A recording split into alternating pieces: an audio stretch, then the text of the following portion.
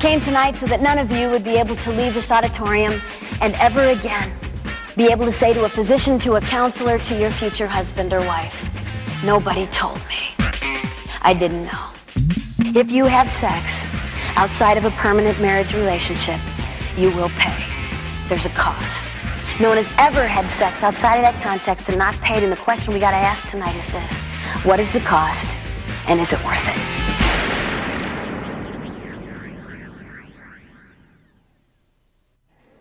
I travel all over the United States and internationally, speaking to about 250,000 teenagers a year, every year, and have learned a tremendous amount from the students that I've spoken to. Before I started speaking and traveling full-time, I spent 9 years counseling in crisis pregnancy centers in Chicago and in Minneapolis, St. Paul. And for 9 years, I would have girls in my office every day saying, "Pam, I didn't know." And if somebody would have told me that this was going to be the result of the choice I was making, I'd have made a different choice. No one told me. I began to ask these girls in my office, what could we have said? What could someone have said to you before you made your choice that might have helped you to have made a better choice? And after 9 years, I realized that there were a lot of students out there making decisions about sex, having absolutely no idea what the consequence of that choice would be. It's what we're going to talk about today. I want you to understand that I didn't come today to decide for you what you're going to do about sex. That is not why I'm here. I can't make this choice for you, don't intend to. Can't go on your dates with you, I don't have time. Okay? I mean, I can't choose for you. No matter how much we would wish that we could put you in a box, lock it, feed you through a window till you're 24, we can't. All we can do is love you, tell you the truth, hope you make good choices. My goal today isn't to decide for you what you're going to do. You can do whatever you want. My goal is that none of you would be able to leave here and ever again have to say to a physician, to a counselor, to your future husband or wife, nobody told me. I didn't know. Today you're going to be told. What you choose to do when you walk out of here is up to you. I get to start today the way I can't typically start in public school settings, and that's why it's so wonderful to be in parochial schools and be able to start this way. Students, God created sex. It's awesome. It's not a terrible thing we can't talk about at Catholic school. God created sex. That's right. Now listen up. God wants you to have great sex. He does. This is not about wrecking your fun. Now listen, you guys laugh at that, and I am going to prove it to you by the end of this hour, so you have to pay very close attention, because I'm going to have to talk to you about this again. God created sex. It was His idea, not yours. But God created sex with boundaries. And when sex happens within boundaries, it's awesome. When it happens outside of boundaries, it's horribly, horribly destructive. Help me out. What is the boundary or the context for which God created sex? There's the right answer. Most of you don't believe that. You know how many church kids I've had in my office for years look at me and say, but we loved each other. So, God did not create sex for love. That is not the boundary. God created sex for one context and one only. It's permanent, lifetime commitment, marriage, not love. Students, I'm going to say out loud something that if someone would have come to my parochial school when I was in high school and said out loud to me, I would have thought one of two things about that person. Either they're crazy or they're old. I am both. Here comes the words. I'm going to say out loud what David says in the Psalms, and I believe this with all of my heart. I love the law of God. I delight in the law of God. The law of God is like honey on my lips. I love God's law. I'll tell you why I love God's law. 2 reasons. Number 1 is it protects. No one gets hurt. There is no disease. There is no pain. If everyone abided by the law of God, we wouldn't have trouble. Think with me about a world where I could be in a relationship with you and trust everything that came out of your mouth because no one ever lied. Think with me about a world where women weren't raped, children weren't sexually abused, couples didn't split up because they didn't love each other anymore and leave children abandoned. Think with me about a world where teenagers didn't bring guns onto their high school campuses and shoot their fellow students. We say, Pam, that world doesn't exist. That's not the real world. Yeah, that world does exist. It's called the kingdom of God. It's called heaven, where one day we will all Abide by the law of God and there will be no pain. Second reason I love, first reason is it protects. Second reason I love the law of God is this. It's simple. It's not complicated. Even the stupidest of you in here can get this. You might be able to try to say a lot of things to God someday, but you will never be able to say, well, God, it was so hard I didn't understand if you would have been a little clearer. Especially when it comes to sex. This is not hard. Either you're married or you're not. Okay? This isn't too hard. Are you married? Did you have to think about that for more than a few seconds? Easiest question you've been asked all day, right? Are you married? No? Anybody planning to get married Saturday, November the 6th? We always have a few freshman boys in the back that have to go. That's me. I'm getting married. And all right, pretend with me that this Saturday, November the 6th, is your wedding day. It's this week. I got news for you. Today, Thursday, the 4th of November, listen, you are not married.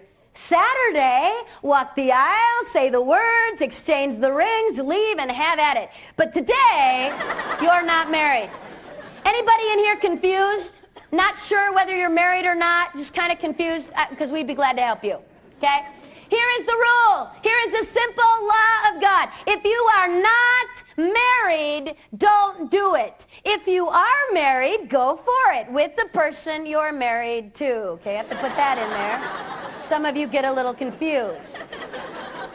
This is not hard. I mean, you're not out on a date on Friday night going, I don't know, does he like me? He said it. He's really cute. My heart's pounding. The other guy said he loved me. What is it? Was it real? What should I do? Are you married? No, then don't. If you forget everything that I tell you today, and you can only remember one thing from me, this is what I want you to hear today. If you have sex outside of the sacrament of marriage, if you have sex outside of one monogamous, and monogamy does not mean one at a time, one partner who has only been with you. If you have sex outside of that context, you'll pay. There's a cost. No one has ever broken the law of God. No one has ever shaken their fist in his face and told them they could do it their way and didn't need his law and not paid. The question has got to be, what is the cost? And is it worth paying? We're going to talk about the physical and the emotional cost today. Physical cost, help me out today. What are most teens who are having sex afraid of? What's their biggest fear? Pregnancy is the biggest fear of teens having sex today. Doesn't make a bit of sense to me. I got a news flash for you. Pregnancy is not a disease. It's survivable. You can live through it. I've lived through it 3 times now, a few extra pounds here and there. It hasn't killed me yet. I'd have girls in my office for pregnancy tests, scared to death, waiting for the results of that test. I walk in, look at this girl, and say, your test is negative. She gets this look of relief over her face like I am off the hook, not pregnant. Thank you very much. Let me out of your office. Wait a minute. Have you been tested for syphilis, gonorrhea, herpes, chlamydia, trichomonas, vulvodynia, arthritis, hepatitis B, hepatitis C, HPV, HIV? Have you been tested for that? Me?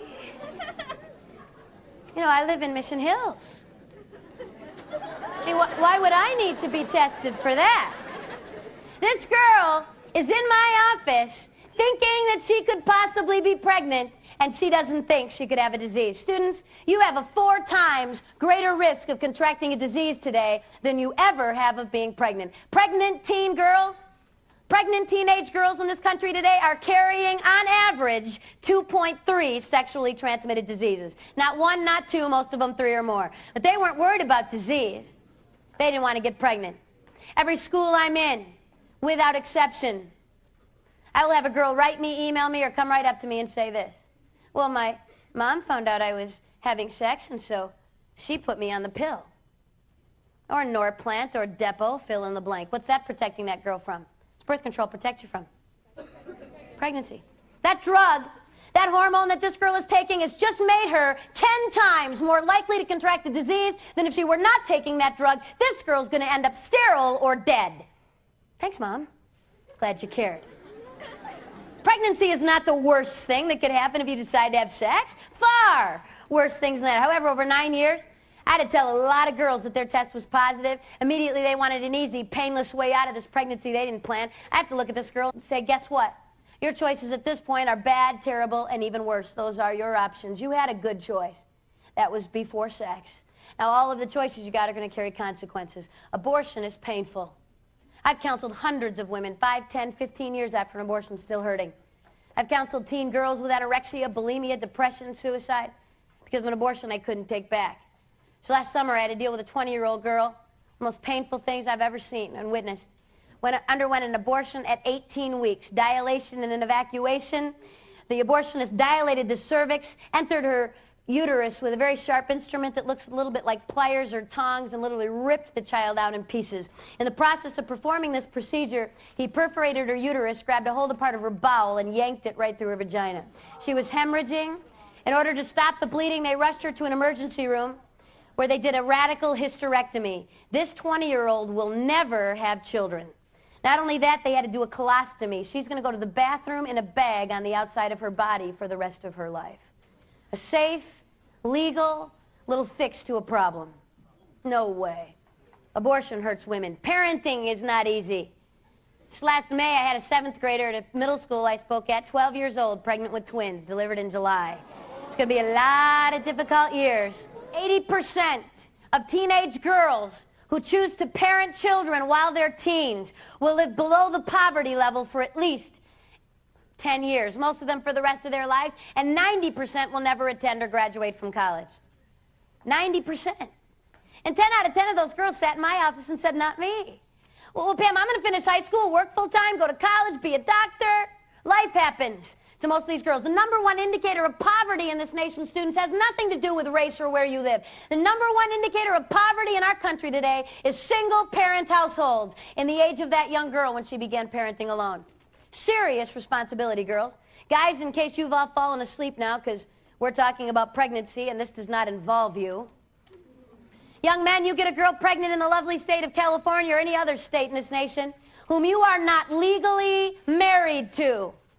Not who you like a whole lot, okay? But a girl who you're not married to. Guys, you need to understand that you have absolutely no legal right to the choice she makes. This girl can do whatever she wants. You have no say. And suing her for stealing your sperm might prove a bit difficult. Try. If, however, guys, this girl decides to parent your child, you now have legal responsibility. It's costing us about $30 billion a year to support teenage girls parenting their children. We can't pay this bill. Over the last few years, we've undergone welfare reform. Guys, the laws have all changed. I don't care what your cousin, your uncle, your nephew got away with. It's not happening for you. We are now requiring in all 50 states the Social Security numbers of both parents on every birth certificate of every child born in this country. Girls will no longer be allowed to say, I don't know who the dad is. I don't feel like naming him. We will have your Social Security number on the birth certificate. Guys, if you are named as the father of a child, you'll be notified by your county. County's going to send you a little note saying you've been named as the father of this child, born to this girl, on this date. You will have between 60 and 120 days to show up at your county and say, it's not me. You see, pulled my name out of a hat. I do not know that girl. That is not my kid. They'll do a blood test. If the blood test, in fact, proves that you are not the biological father, they're going to go back to mom and say, sorry, try again. So we have somebody's Social Security number on that birth certificate. Why did we change the law, guys? Why do we want that number? So we can let you know when your kid starts kindergarten? Send you a nice little note? Money is what we're after, guys. It's going to cost you over the next 18 years between $60,000 and $80,000, and your pay will be garnished. If you are not working, you will incur debt. And when and if you ever do get a job, it's coming out of your paycheck. This is a serious responsibility, young men. Better think about that before you have sex. After, if you're not married, it's too late. Key word there is marriage. If you're married, you've got all the choices in the world. If you're not, you don't. Third option a young girl has if she finds herself pregnant, which I happen to think is one of the more positive options available to girls today, but not without pain. It's going to carry consequences. It's adoption. The ability of a young girl to take the child she's carried with her for 9 months and loves with everything she is, to say, I want what's best for my child, and I'm not it. And I am willing to go through this pain to give my child a family. It takes a lot of courage, a lot of maturity, and a lot of love. 2 million requests for adoption will go unanswered every year in this nation. Girls, please hear this. This is primarily going to affect you. Infertility, the inability to have children of your own biologically, has risen over 500% in the last 8 years, in the 90s alone.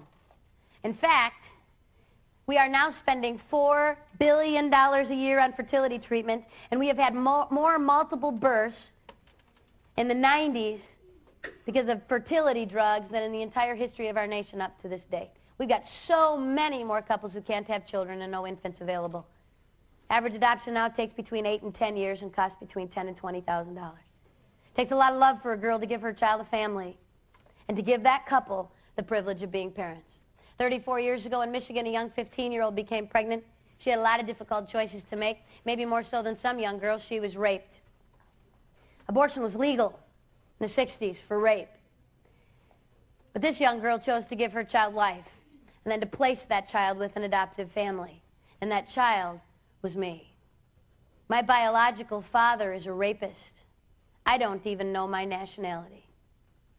But I am still a human being. And I still have value. And my life isn't worth any less than any of yours just because of the way I was conceived. And I did not deserve the death penalty.